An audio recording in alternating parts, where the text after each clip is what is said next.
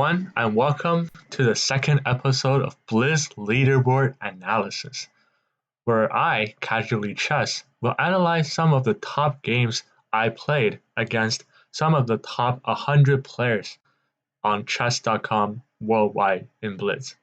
Now, in the last episode, I played against GM LP Soupy, the GM who beat Magnus Carlsen in just 18 moves just a week ago, in a fascinating London system game. Now, in this episode, I will analyze my game against the Indian chess prodigy, GM Nihal Sarin. So let's see what rank is Nihal at this moment.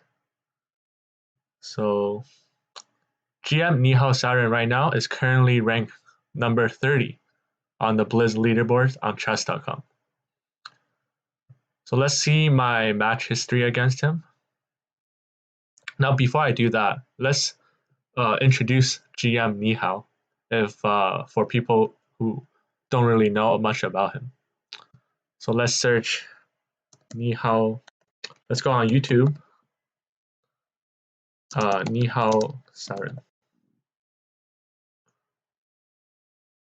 So, for example, let's click on the first video.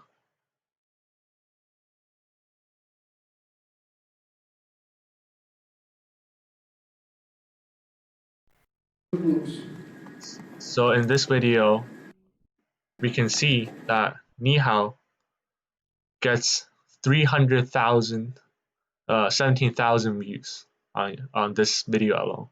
And if we search Nihal Sarin on YouTube and filter the results as view count, you can see his highest video, Nihal Sarin versus another Indian prodigy, Prague. This video got 1.2 million views. Wow, just a year ago. So I was really lucky. I had played against Nihal, and let's look at my history against my match history against him. So interestingly, I played 8 games against Nihal. So 4 wins and 4 losses. So pretty interesting. Last match history against LP Soupy was 1-1. This is 4-4. So still pretty tied up with the top 100 players. So Nihal Sarin, 14-year-old Indian Grandmaster, chess prodigy. Very strong Grandmaster. And let's look at one of my wins against him and have some takeaways on the game, and let's hopefully improve our chess together. So let's look at this game I played against him in March 17th of 2015. So I played the white pieces. Okay.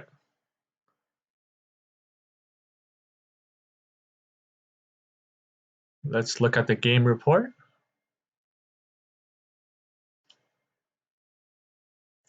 So I started off with similar to my last game against LP Soupy, but Nihal in this game played a different variation. So LP played d5, but Nihal here played knight f6. So I played c4, g6. So Nihal went for this King's Indian Grenfell setup, which I recommend for newer chess players who play against d4, because a lot of grandmasters played this opening, including GM Hikaru Nakamura, and also in Kasparov times, the Grenfell and also King's Indian variations. It's very tactical and also very easy to play as black, as there are some easy targets I think for beginners, it's actually easier to play than playing some of the variations with e6 because with e6, most of the games will end up in very equal positions, and it's really hard for black to find a viable target. So, but then with g6 variations, it tends to turn out into very sharp tactical chess.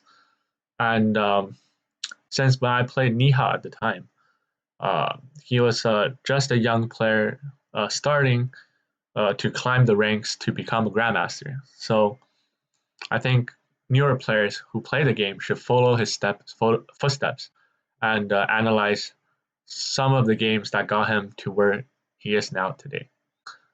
Okay, so g6, I played knight c3. So the point of this move is to control the e4 square and just captures the center as black with this knight f6 g6 setup, looking for more rapid development, but gives up the center for white pieces. So I played, so Nihao played bishop g7, looking to rapidly develop.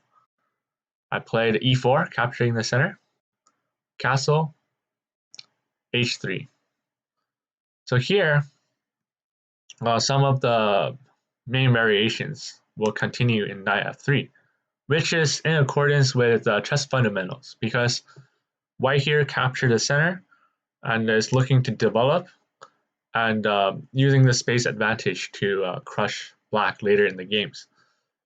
But the point with h3 here is looking for a more tactical approach, which is to try to set up some kingside attacking ideas right away and potentially castle queenside in the long run.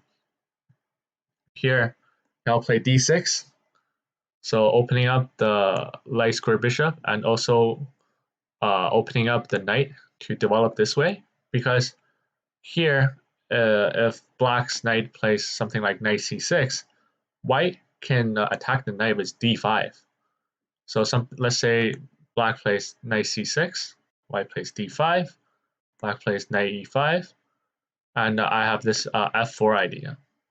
So right out of the opening, with the h3 move, I've already won material.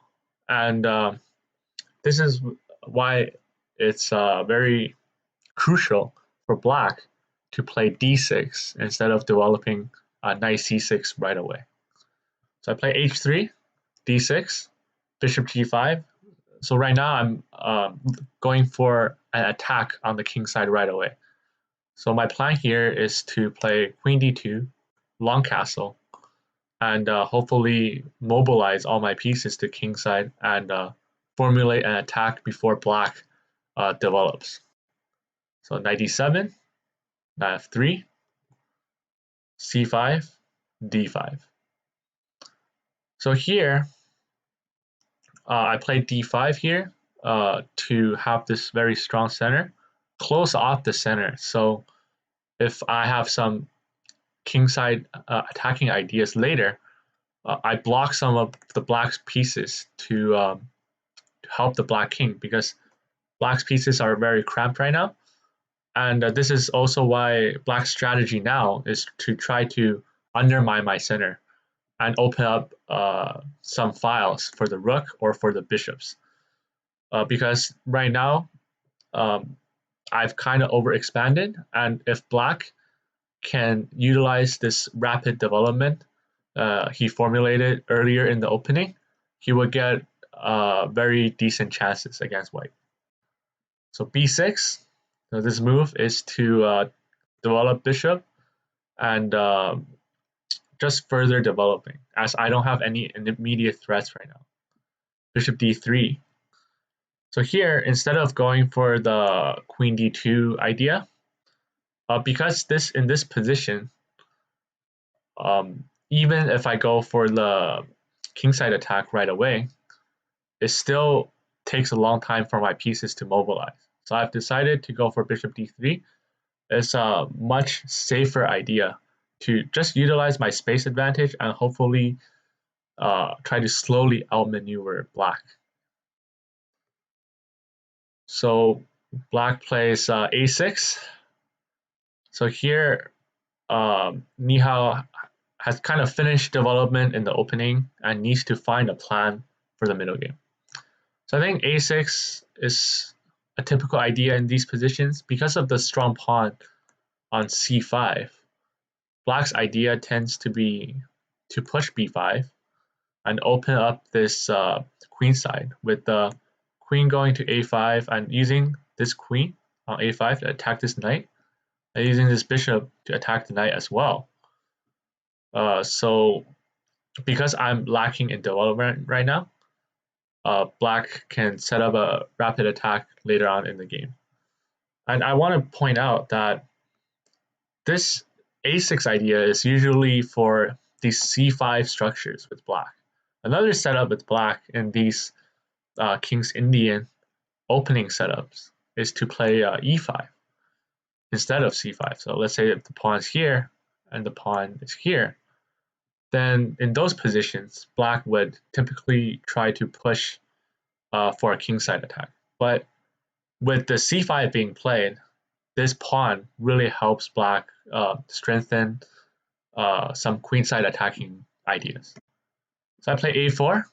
So a4 here is to respond to a6, which stops black from opening up this queenside and just crushes, like using these two pawns to crush any hopes for any counterplay here.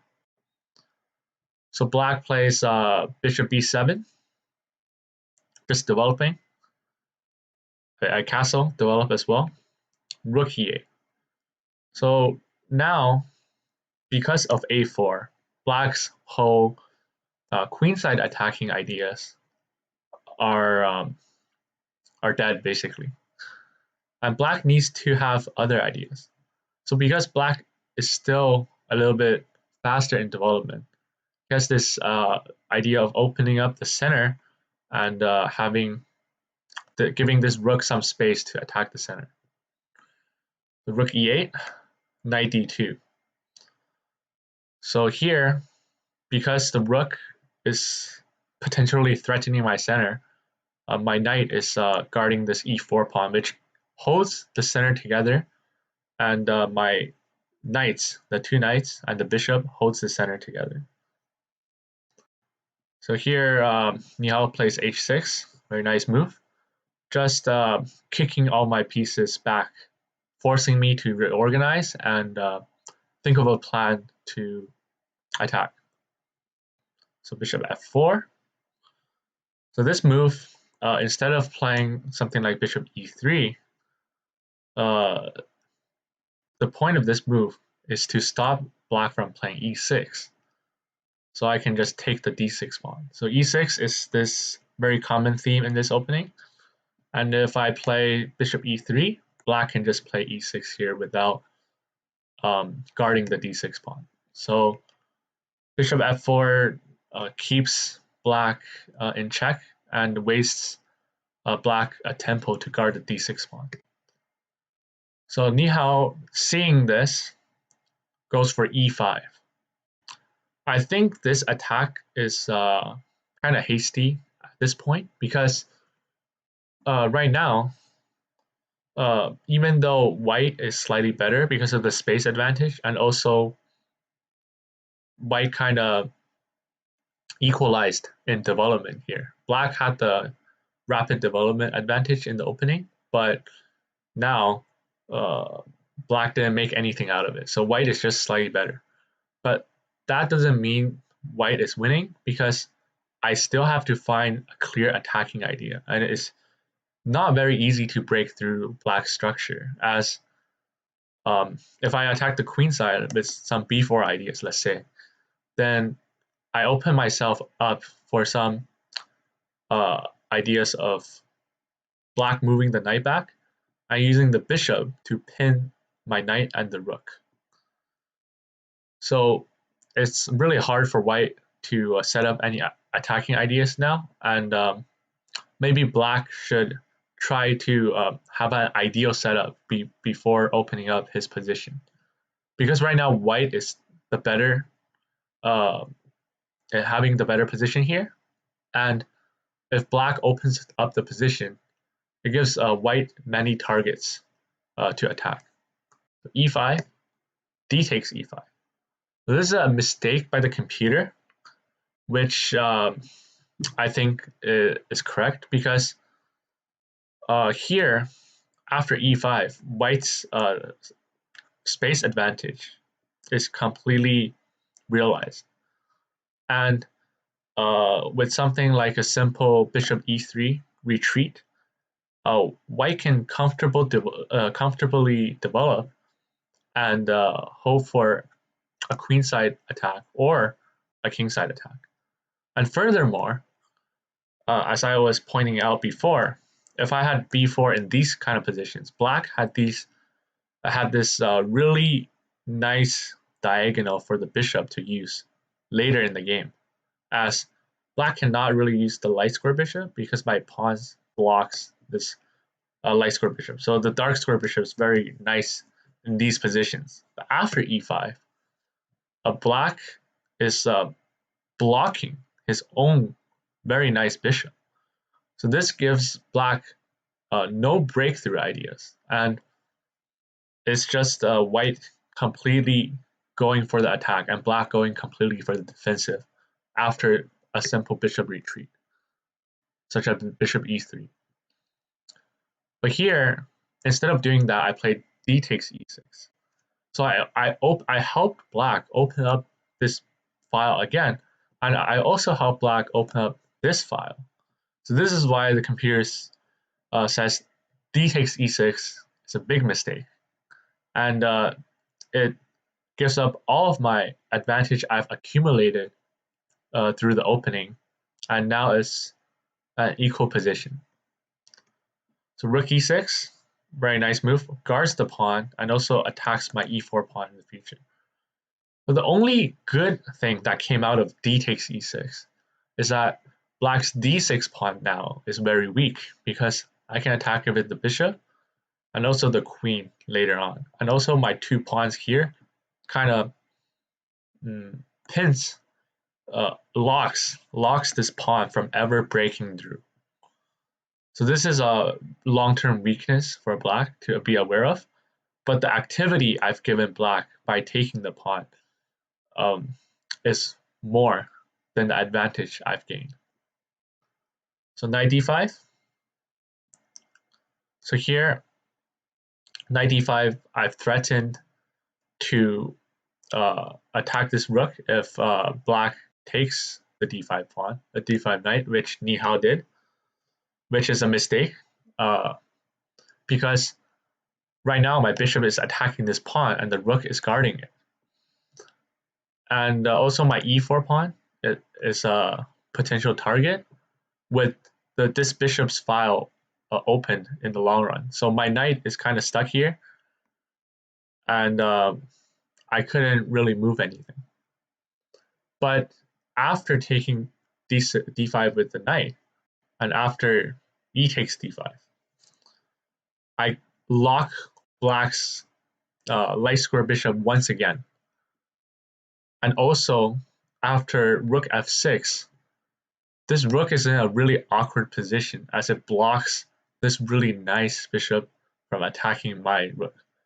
So this, after Ni Hao opened up all his pieces over here, all the files, Ni Hao gave up all of those advantages and went back to the original position before e5 and closed off all these files, which now gives me a massive advantage. And another advantage I have here is that I can attack with knight e4, attacking the rook and the pawn in the future and potentially taking the pawn. So Ni Hao had given me a chance to infiltrate his position. So here I played bishop h2, threatening knight e4 next move. So computer analysis already gives a 2.34, which means I'm up 2 pieces is equivalent to I'm up 2 pieces in this position, even though the material is still even. So black played knight e5. Good move. Uh, Prevents me from playing knight e4, attacking the pawn and the rook immediately because um, my knight now cannot threaten the d6 pawn. I can still play knight e4, which I did, but the knight blocks this bishop's path. So I played knight e4. Black played rook f5. Now this rook is very awkward. It's being attacked left and right by this bishop and by this bishop. There is not much. There are not much squares to go for this rook, and as you can see later in the game, this is the potential target I will be targeting. But not immediately going for the rook because black doesn't really have any plans or targets right now. Black needs to reorganize but can't. Uh, right now, black can just play the waiting game and wait for another chance to arrive. But for white, there are many attacking ideas, and a move like rook b1 is not threatening anything, but it just mobilizes all my pieces in order for a knockout punch against black later on in the game. Rook b1, it guards the bishop from taking the pawn in the future. So queen d7. Honestly, computers think is a little bit dubious, but to be honest, there aren't much black can do here. It's black can just play the waiting game. So here I play b3, still waiting and having this strong pawn chain to not give black any chances for counterplay. So rook e8, putting the rook into the action. Bishop c2. Now I'm slowly um, letting my pieces be on very nice squares. Bishop c2, preventing the knight from taking my bishop. I'm potentially using this bishop to attack the rook. Knight f3. So this is an ideal move by Nihao, and I have to say I'm very impressed because if I play the black pieces right now, I will be clueless on what I will do. I will probably do something like b5, for example, and try to open up some files. But here, white can just play f4, which this knight is trapped. And that was the purpose of b3 as well, which guards this pawn. And it's just completely winning for white because after taking the knight, white can just trade off pieces and win. Nihao recognizes that, but instead of doing something to stop it right away, black just sacrificed the knight, which I think is a very active play and something to be a takeaway from this game. He could have played something like queen d8 or queen c7, something like that to free up this knight. But in the long run, it's just very awkward for black, and black cannot play the waiting game forever. Eventually, after my pieces are mobilized, this rook is going to be lost, and black needs to create counterplay. Knight f3 is a very nice move. So knight f3, g takes f3, rook h5. So here, after sacrificing the knight, black opens up this path to attack my king, threatening this queen h3 idea with checkmate. So it's pretty threatening. And as we are already deep into the middle game right now, and with our times already half used, I have to come up with a very quick plan to defend and to hold off this attack because if I don't, even though I'm up in material, black still has a lot of pieces, and these bishops and these rooks can mobilize very quickly and my pieces are a little bit disconnected. So I played knight g3. So here I chose the safe route, which is to attack the rook and also preventing any ideas of queen h3, because queen h3, then I can just take the rook. But computer analysis suggests that I play something like h4. Interesting, because what happens after queen h3 here? Queen h3, I can just play bishop g3. So here, I guess I don't lose the pawn here, but I still think knight g3 is a pretty correct idea, because I give up the pawn, but I stop black's attacks. So that is what's important, because I'm up in material right now, and even if I lose one pawn, it's still going to be winning for white if I can mobilize my pieces together. So rook h4, a very interesting move, still threatening queen h3. So now I played knight f5. So here is very tricky for white, because what do I do here? If I panic, play something like king h1, positionally quickly turns into checkmate in 2 for black. Black queen h3, and it's game over. I was just up 2 points advantage, and suddenly it's checkmate. So I think this is kind of the flaw with computer analysis that people overlook, because it seems like it's very easy to win for white, but one slip up and the game is over. So I have to play very accurately. Okay, so I played knight f5 here to stop the queen from taking the pawn and also mobilizing my pieces together. Because even though black wins back the material, this rook is still a target for me, and I can still win back the material by using this bishop to trade off the rook, which is what I did. And also this pawn blocks the queen from attacking me.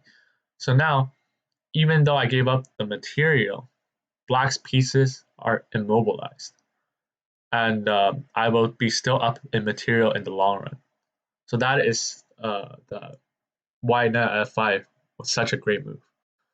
So f4, I prevent black. Let's say I play something like bishop g3. Black can play rook d4 here, and as you can see, black is way better here. So I have to play very precise. So f4, blocking the rook, and this rook doesn't have many squares to go, because a rook can't go here because my queen guards the square. And after rook h3, my bishop on g3, my king can attack this rook, and nothing can guard the rook against my attacks.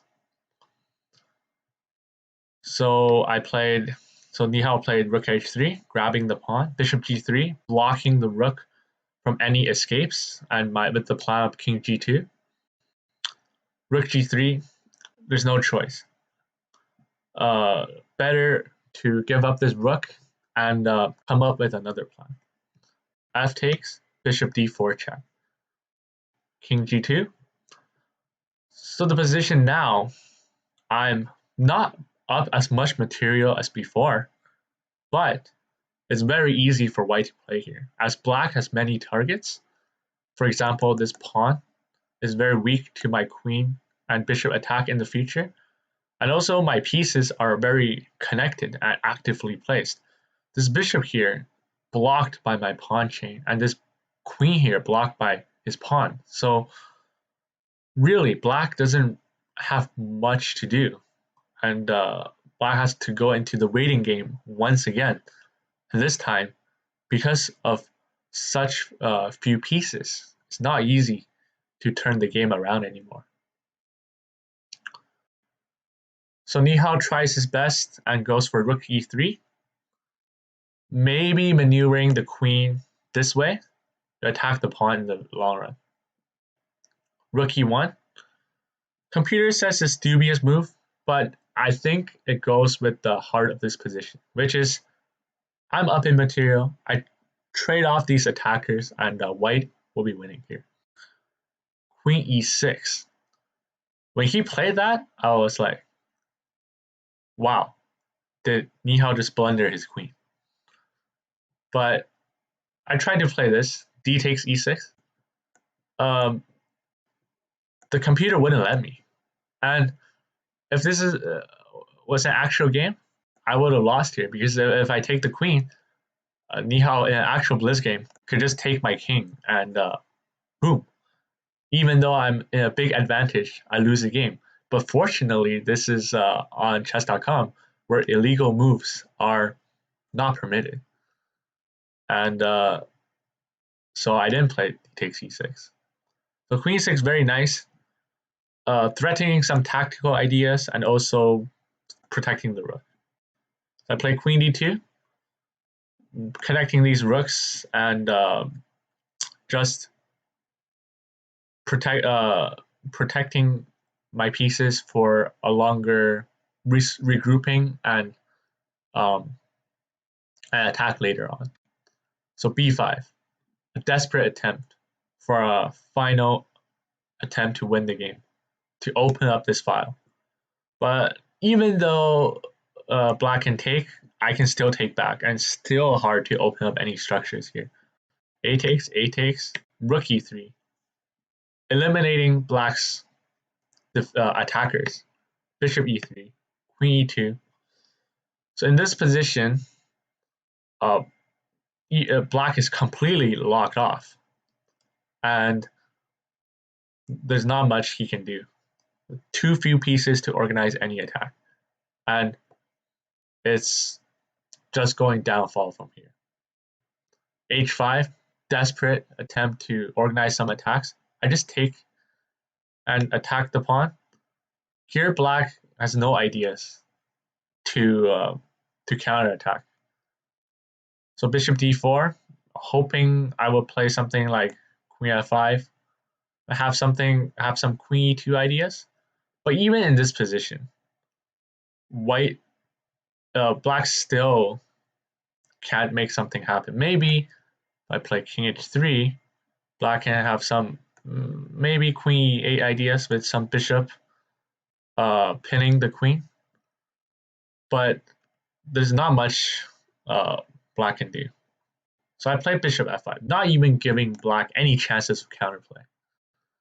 Queen e3, threatening queen f2 check, but just one queen isn't going to checkmate me. And without any follow-up, white is eventually going to win here. King h3, running away from this queen. Queen f2, rook h1. So bring all my pieces together for a final assault on the black king. Bishop e3, maybe threatening some bishop f4 ideas. Queen h6, just stopping any potential attacks. Bishop d4. So here, black doesn't have any plans, and even though it's double question mark, loses the game. Black really can't do anything. And with this queen h6, I also have this checkmating idea. Pause the video right now if you can see how white proceeds to win this game. All right. So here, this is a really familiar tactical idea if you've been playing a lot of Puzzle Rush. It comes up in a lot of these beginner puzzles. So here, usually, if there's a piece in here, for example, white would just checkmate with queen h7. But now if I play queen h7, black just escapes, and it's very hard for me to checkmate. But this is the tactic that I want you guys to take away from this game. Bishop h7 check. Black cannot go this side, so it pushes black to go on this side. Bishop g6 check.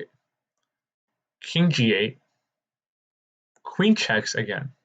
So this is the difference between before. Before, if I check with the queen here, the bishop is on f5. But after this maneuvering, with bishop check, bishop back, king back, my bishop is now on g6, supporting my queen, with the follow-up of queen h7 check, king f8, and queen f7 checkmate. So this bishop and the queen checkmates black king. So with this, I've beaten Nihao Sarin, this Indian chess prodigy. I hope I can play him again. Nihao is a very strong grandmaster. And hopefully you took away some important lessons from this game. And until next time, my fellow chess stars, thank you for focusing with me for this long and going all the way to the end of this video.